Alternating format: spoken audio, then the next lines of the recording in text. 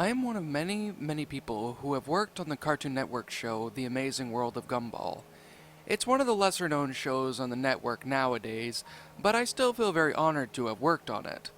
For those of you who don't know, Gumball is a show that follows the adventures of an anthropomorphic cat named Gumball and his adopted brother Darwin the goldfish, who happens to be a fish with legs. I am fucking honored to be animating with these guys. Even after the events of which I'm to describe, I'm still very grateful for my job, which is why I'm going to be very vague about exactly what I work on. All you need to know is that I'm an animator. The show is done in a mixed media format, and due to that, there's a lot of people working on it. We have people working in 3D animation, 2D animation, character design, photography. It's crazy. The reason I'm writing this in the first place is because it would be hard to find out who I am. But even now, it's hard for me to talk about this. This incident happened back in the way back in 2012. All I remember was that it was in the middle of Season 2, and we were working on the episode The Game. I remember it quite vividly. We were laughing and animating a scene where a pizza grows legs and crawls out of a window. It makes more sense in context, I swear. Anyway, me and my other colleagues were huddled around the computer and were working on the little details in the animation when I heard my phone's notification sound go off. Then the guy behind me's phone went off. Then one by one, every phone began to go off. One after the other, the sound of dings and pops were filling the air. Everyone looked around at each other, noticeably startled. But then we laughed it off, thinking that it might have been a mass email from a higher-up with some announcement. We all brought it up on our phones to find that it wasn't from any form of work emails. The email contained a video attachment along with some garbled text. Hell if I remember what it said. I deleted that email years ago. I do remember the video's attachment name though, probably because it was actually in fucking English. The Amazing World of Gumball SO2E00.NMP4. The video's title led us to believe that it was an episode of Gumball.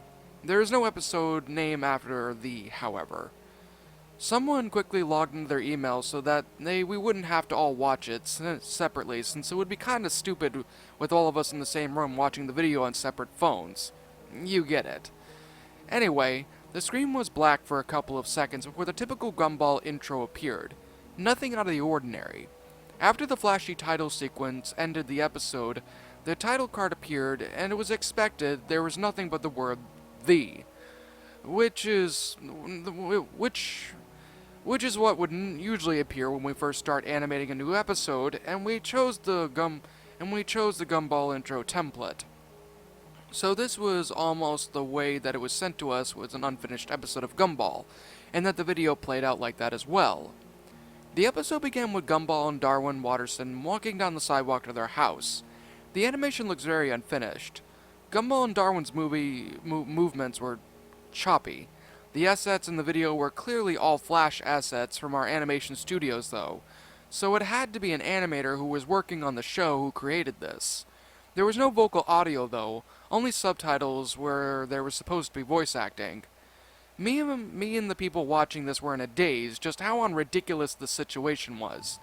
We didn't really question why somebody from the animation team did this and sent it to us. It made no sense, but we kept watching. The video was poorly made, but it played out like a typical episode of Gumball. There was a lack of humor though. Maybe this had something to do with the subtitles. I barely remember the plot, but I remembered that the video cut around 5 minutes in as Gumball and Darwin were walking through their front door. After a couple of seconds, a voice from one of the staff broke the silence. What the hell was that? Everyone in the room chuckled and shrugged it off as someone fucking around with their copies of Flash and actually sending it out. It's ridiculous, I know, but I mean if it was an accident, then that would explain the email's text being all screwed up. At the end of the day, we all clocked out and went home. The video we'd received was still on my mind, and I decided to analyze the video on my laptop when I got home.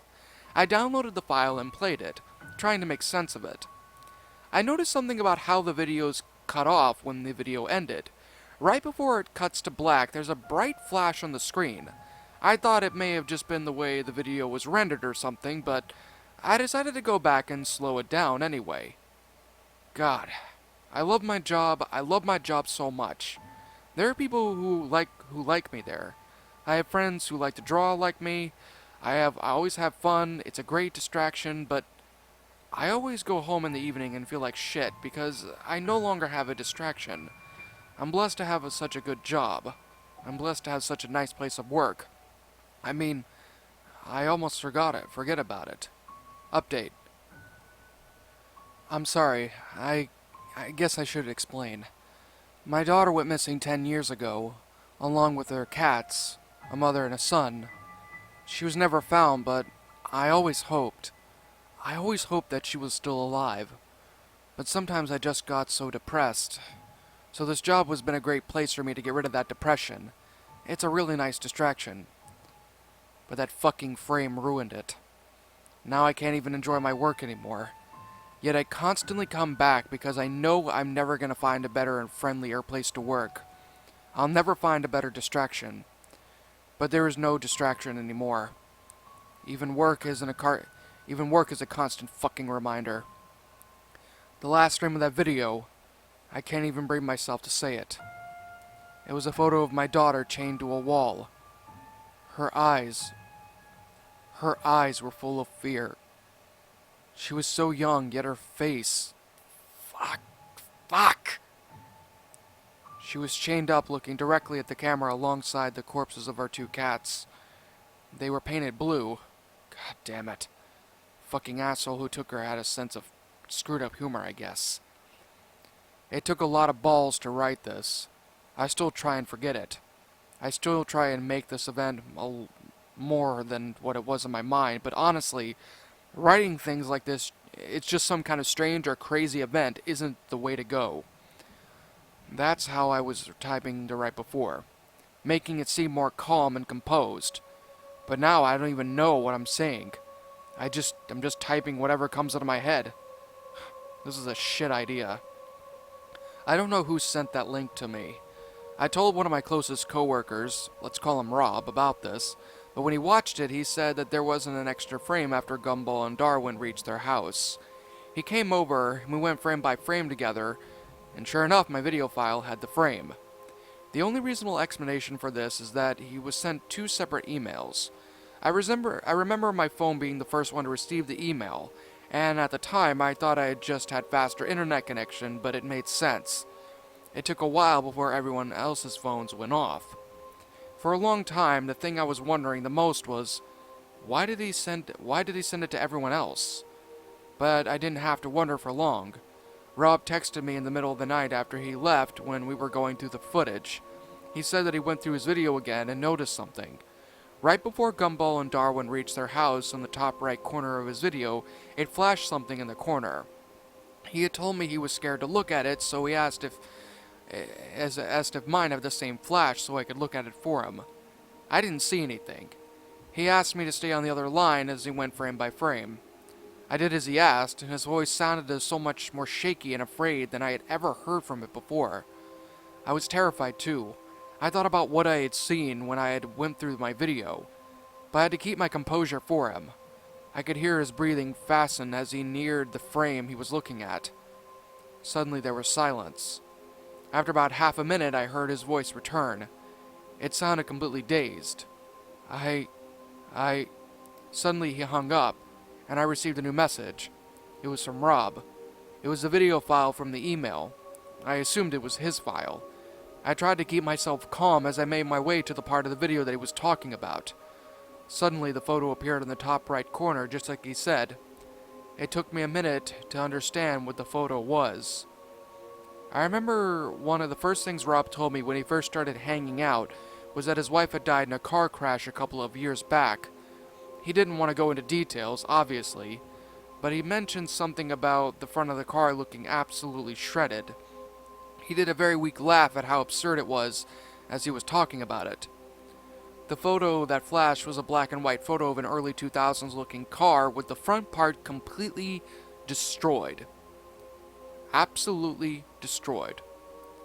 It almost looked as though the photo was taken from a newspaper or something. I realized it was the photo of the car Rob's wife died in. Like a fucking idiot, I sent out a mass email telling everybody not to watch the video they had received. But of course, curiosity killed the cat, and I just realized a killer from prison by sending me that email. They'd be fine one day at work, and the next day their faces would be completely drained of color. I began to ask other people's versions of the video, and they compiled easier than I thought. I watched everyone's video, and sure enough, each one had a photo sneaked in there one way or another. I can't even feel bad for myself after what I saw. Each video was tailor-made to remind us of something terrible that had happened in our past. All I know is that it had to be someone we all knew. Someone who knows something that happened to each of us working on the show. We were all fairly chummy before this, so we didn't know who it was for sure. I've told people about my missing daughter before. Damn it, it was just nice to be listened to. It was so crudely made, it had to have been at least one person. I mean, I've had to give him credit where credit is due. Someone went through all that time to find a photo of my daughter. Maybe it was the person who took her. Maybe he's been following me, never letting me forget. Maybe he's just decided to make a couple of more copies of the video to fuck with my coworkers, because I was the only one who had never seen anything remotely similar to my image. I don't even know what I'm saying anymore. Anyway, this was an eerie event that took place behind the scenes of the amazing world of Gumball. I seriously don't get how no one has quit yet. I mean, nothing else has happened since then. We definitely aren't as friendly as we used to be, though, because one of us here seems to love our misery. It could be one of us, but we probably will never truly know.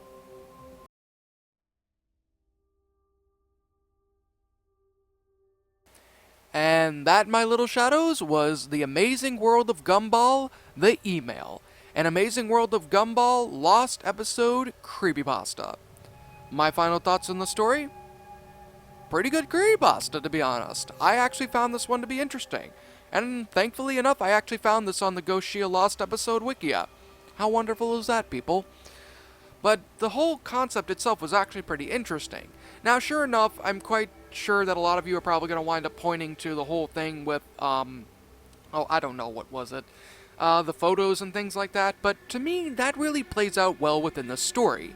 I mean, the idea of something like this sitting there and being made the way that it did, you know, just to sit there and screw with people, is a very interesting kind of concept. And I love the fact of the matter that this was all more along the lines of an employee's point of view. It wasn't just your average everyday person or even an intern, it was just an employee who worked on the show, which to me personally was a really interesting and nice touch, to be honest. Now, with that said, was there anything about this story that I didn't particularly care for? Well, to be honest, I can't really think of anything particularly negative to say about the story. It all just seems rather believable. Believable in a sense. I mean, and I like the fact that the ending, more or less, that we don't really know who or what is the person that was behind this. And it's always shrouded in a sense of mystery that I think really adds more to the story than what it should be. A nice little cliffhanger, so to speak, that really plays well in the story. But even then, though, like I always say, this is simply my own personal opinion, and if you disagree with it, that's perfectly fine too. We're all entitled to our own opinions in regards to these creepypastas, and this is simply my own personal thoughts. What did you guys think about this creepypasta? Did you guys enjoy it? Did you guys not? Also, what would you have personally done to help make the story a lot better? Let me know your thoughts down in the comment section below. My final rating of the story would have to be a 10 out of 10. A good concept and a good creepypasta for the amazing world of Gumball. I might even wind up writing one after this. No, but with all due sincerity, this is a really good story. I found it enjoyable. I liked it a lot. And of course, like always, roll the outro because I'm out. In fear and surprise as your eyes widen, your mouth goes dry with each battered breath.